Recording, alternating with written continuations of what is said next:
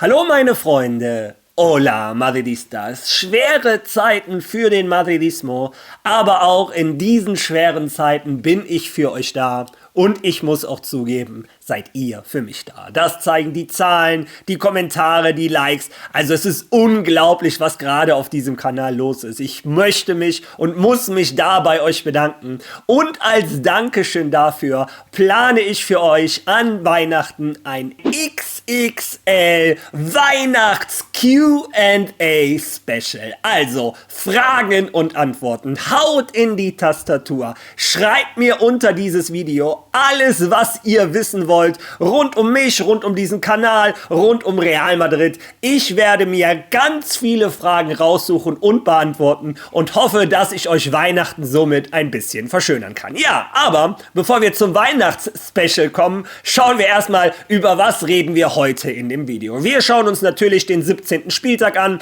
Was ist passiert? Denn da war wieder Polemik gestern unterwegs. Wir schauen kurz zum Afrika Cup. Wie hat sich Brahim in seinem ersten Spiel geschlagen?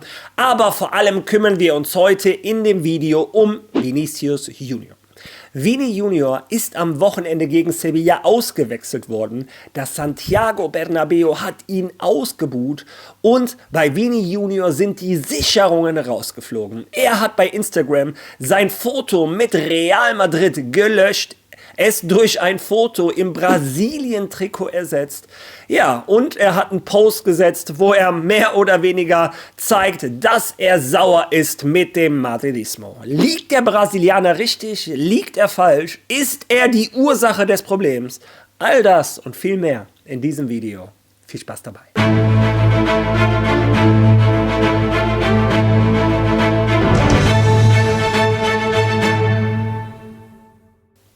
Ja, eine Sache, bevor wir mit dem Video starten, die ich auch noch beantworten wollte, weil viele von euch haben mich gefragt, wieso machst du eigentlich deine Videos noch von dir zu Hause? Ich dachte, du wolltest nach Deutschland am Freitag. Ihr habt natürlich recht, aber ihr habt es mitbekommen, mir ging es gesundheitlich nicht gut, meinem Sohn übrigens auch nicht. Die Erkältung, die ist jetzt mehr oder weniger in ihrem Endspurt. Uns geht's deutlich besser. Freitag konnten wir leider den Flug nicht antreten, haben aber umgebucht. Morgen fliegen wir endgültig dann hoffentlich nach Deutschland, können Weihnachten dann mit der Familie verbringen. Danke aber für die ganzen Nachrichten. Ja, und ich konnte auch dadurch meinen Friseur nicht besuchen, aber auch das kriege ich noch vor Weihnachten hin, seid euch da sicher. Ja, genug zu mir, fangen wir jetzt mit Fußball an und ich würde vorschlagen, schauen wir uns die Ergebnisse des 17. Spieltags an. Die Ergebnisse von vorgestern haben wir gestern im Video schon durchgekaut, die kennt ihr inzwischen. Die Ergebnisse, die uns von gestern interessieren, sind die von unseren drei größten Konkurrenten.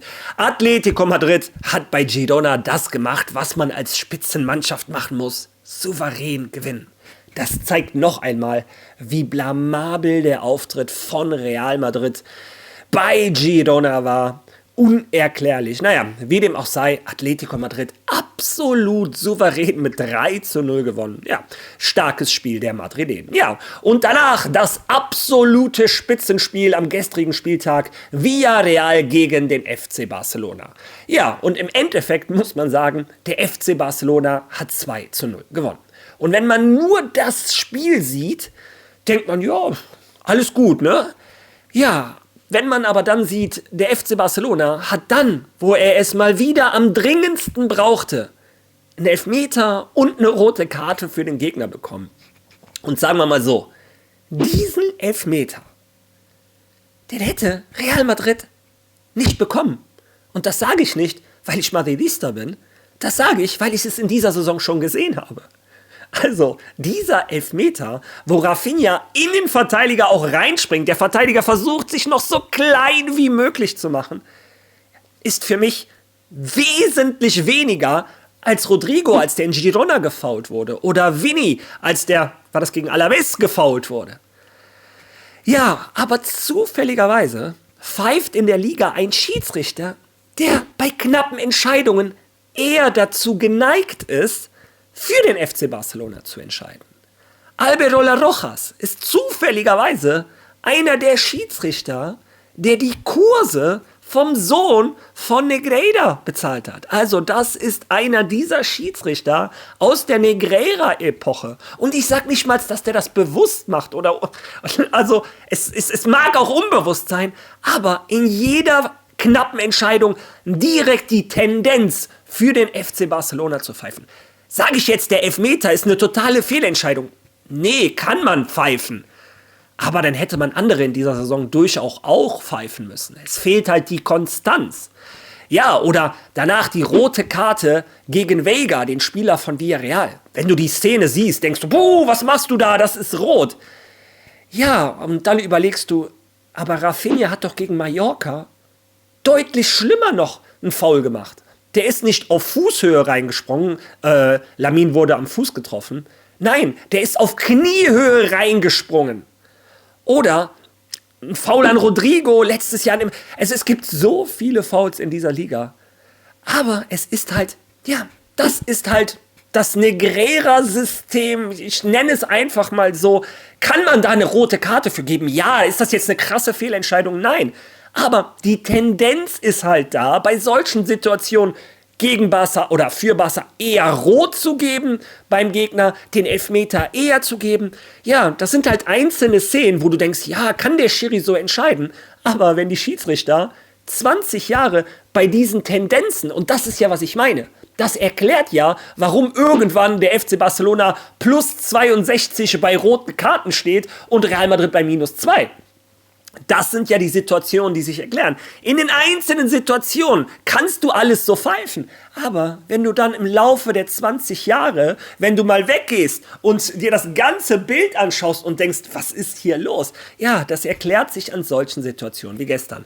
Meiner Meinung nach ist es zu wenig für ein Elfer. Die rote Karte kannst du geben.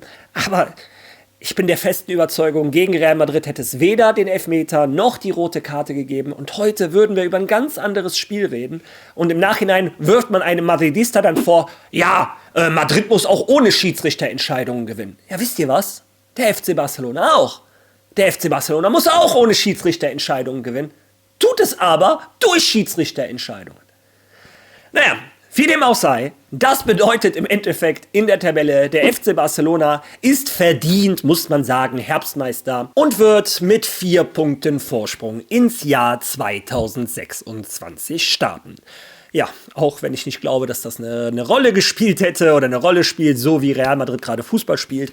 Aber bevor wir zu Real Madrid kommen, habe ich euch gesagt, wir schauen ganz kurz nach Afrika. Da läuft der Afrika Cup. Gestern Marokko mit ihrem ersten Spiel, Brahim mit seinem ersten Spiel und Brahim mit seinem ersten MVP. Das kann doch nicht wahr sein. Ein Brahim, der seit Monaten bei Madrid gar nichts mehr leistet, geht nach Marokko, schießt nicht nur das 1:0, holt auch noch einen Elfer raus. Wie gesagt, verdienter MVP. Marokko gewinnt das Eröffnungsspiel mit 2:0 und startet gut in den Heim-Afrika-Cup. Ich drücke Brahim natürlich weiterhin die Daumen. Ja, wie gesagt, gute Nachrichten da und es zeigt ein bisschen die Situation von Real Madrid. Es kann ja nicht wahr sein, dass ein Spieler, der bei Madrid seit Monaten wirklich nicht mehr zur Form findet, auf einmal in der Nationalmannschaft wieder explodiert. Irgendetwas stimmt bei Madrid nicht. Inzwischen glaube ich nicht nur, dass das die Qualität der Spieler oder die Qualität des Trainers ist. Ich glaube vielmehr, es ist die Einstellung der Spieler. Ja, und diesen Eindruck habe nicht nur ich, diesen Eindruck hat der Madridismo. Ja, und die Wut, die gebündelte Wut zu dieser Situation hat am Wochenende Vini Junior abbekommen. Nicht nur bei seiner Auswechslung, denn das Five-Konzert, das war schon sehr deutlich, sondern schon am Anfang des Spiels. Eine Kamera hat aufgenommen, wie Vini bei dem ersten Ballkontakt, nicht nur da, als sein Name aufgerufen wurde, als die Spieler vorgestellt werden, als sein Name aufgerufen wurde, gab es schon Pfiffe. In der ersten Minute, als der am Ball war, gab es schon Pfiffe und er war verwundert, er hat sich im Bernabeu umgeschaut und gezeigt, es ist die erste Minute, warum pfeift ihr mich aus? Ja, und Vini Junior, der Madridismo pfeift dich natürlich nicht aus für diese erste Minute. Der Madridismo pfeift dich noch nicht einmal für dein katastrophales Jahr 2025 aus. Nein, der Madridismo pfeift dich aus, weil wir von dir viel mehr erwartet hätten und weil du als einer der Verantwortlichen giltst dafür, dass die Kabine eins der größten Trainerprojekte der Welt zerstört hat. Fangen wir erstmal damit an, warum der Madridismo dich auspfeift und nicht einen Fran Garcia, weil wir wissen, von einem Fran Garcia können wir nicht mehr erwarten. Aber wir wissen, was du fußballerisch drauf hast. Wir wissen, dass du uns 2 Champions League geholt hast. Wir wissen, dass du ein Ballon d'Or-Kandidat bist, wenn du willst. Und wenn ein Argument mehr als alle anderen dich definiert hat, oder so habe ich das verstanden, war dein unbändiger Siegeswillen. Du hast die gegnerischen Abwehrreihen zermürbt. Von der ersten bis zur 90. Minute hast du nicht aufgehört, immer und immer wieder es zu versuchen, mit all deiner Kraft. Doch dieses Feuer habe ich im Jahr 2025 nicht mehr gesehen. Hätte ich dieses Feuer gesehen, hätte ich dir noch viele Attitüden verzeihen können. Ich hätte dir verzeihen können, dass du sauer warst im Klassiko, dass du ausgewechselt wurdest. Ich hätte dir verzeihen können, dass du bei den Vertragsverhandlungen Ärger machst, weil du einen besseren Vertrag möchtest. Aber der Vinny 2025 hat sich weder das eine noch das andere verdient. Deine Leistungen in den letzten, ich sage jetzt extra nur ein Jahr, ich könnte wahrscheinlich 1,5 Jahre sagen, verdienen weder das eine noch das andere. Du verdienst zum einen nicht den Vertrag in der Höhe, den du möchtest für diese Leistungen. Und zum anderen verdienst du dir erst recht nicht die Allüren, einen Trainer öffentlich bloßzustellen, weil er dich auswechselt. Nein, nicht nach deinen Leistungen in den letzten 365 Tagen. Ja, und warum wirst du auch noch ausgepfiffen? Weil wir am Anfang der Saison einen Trainer hatten, der bei der Club-WM uns gezeigt hat, dass Real Madrid, auf das wir Madridistas mit Sicherheit seit 2 Jahren warten. Ein hungriges Madrid, ein Madrid, was vorne drauf geht, was presst, was modernen, offensiven Fußball spielt. Und ein Real Madrid, bei dem die Namen egal sind, sondern die Leistung zählt. Ja, aber du, Bellingham, Valverde, ja, ihr steht nun mal symbolisch dafür, dass ihr diejenigen seid, die den Trainer untergraben haben. Und von dem Xabi Alonso aus Bayer Leverkusen oder von dem Xabi Alonso aus der Club-WM ist nichts mehr zu sehen. Wir haben einen Xabi Alonso, den ihr in einen Carlo Ancelotti 2.0 verwandelt habt. Einen Xabi Alonso, der im Dezember 2025 mit Rodrigo, Mbappé, Vini und Bellingham gleichzeitig spielen lässt. Ein Projekt, das die Karriere oder den Untergang von Carlo Ancelotti bedeutet hat. Ein Projekt, was zu Hause gegen Sevilla mit Sicherheit mal funktionieren kann. Aber wenn die großen Fische kommen, wie letztes Jahr Arsenal oder unter Carlo Ancelotti jeder große Gegner, dann klappt es nicht. Wir haben es als Madridistas satt, uns darauf verlassen zu müssen, dass ihr Dieven Bock habt. Und das ist der Grund, warum du den Hate abbekommen hast. Und jetzt gibt es 2 Methoden, lieber Vini Junior, wie du mit diesem Hate umgehen kannst. Du kannst daran wachsen, wie ein Aurélien Tchouaméni. Du kannst dich hinterfragen und kannst dich fragen, wie ändere ich diese Situation? Warum kriege ich diesen Hate ab? Oder du kannst wie ein kleines bockiges Kind dein Instagram-Profil ändern. Du kannst auf einmal ein Foto von Brasilien nehmen, nicht mehr das von Real Madrid, einen seltsamen Post mit so 3 Punkten. Du kannst nach Dubai reisen, wo du gerade inzwischen bist. Ja, aber dann brauchst du dich nicht wundern, wenn beim nächsten Spiel das nächste Five-Konzert kommt. Und sei dir über eine Sache bewusst. Der Madridismo ist nicht dumm. Und der Madridismo wird weder dir noch den anderen verzeihen, wenn du das Ja, das Projekt, was in den letzten Jahren die meiste Illusion gebracht hat in den Madridismo, wenn du das untergraben hast und zerstört hast. Ja, das ist meine Meinung zu dieser Situation. Und Leute, ja, es ist mir bewusst, ich bin YouTuber, ich weiß, wie einfach es jetzt wäre, Klicks zu generieren mit Vinny Hate. Wenn ich dieses Video jetzt nennen würde mit meine Abrechnung mit Vini Junior, seid euch sicher, dieses Video hätte mit Sicherheit, was weiß ich, 40, 50.000 Klicks, sehr wahrscheinlich.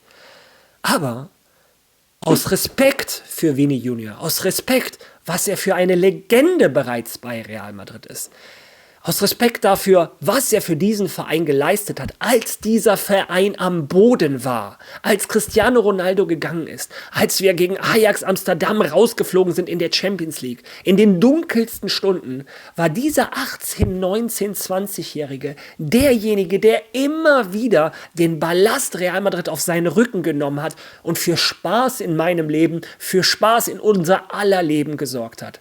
Und genau das hat die Presse damals so wütend gemacht. Sie wollten Real Madrid am Boden sehen und sie wollten aus Vini Junior ein Meme machen, so nach dem Motto, haha, schaut mal, aus Cristiano Ronaldo ist derjenige geworden, der nicht mal 3 Schritte mit dem Ball laufen kann. Ja, und deshalb hat er diesen Hate abgekriegt, weil dieser Junge sich mehr oder weniger fast in die Fußstapfen von Cristiano Ronaldo gespielt hat, uns 2 Champions League in 3 Jahren mit 2 Toren im Finale gebracht hat. Deshalb kriegt er diesen Hate, deshalb die Kampagnen, deshalb sehen wir immer nur in den Medien, wenn er provoziert, wenn er schubst, wenn er den Schiedsrichter meckert, was auch immer.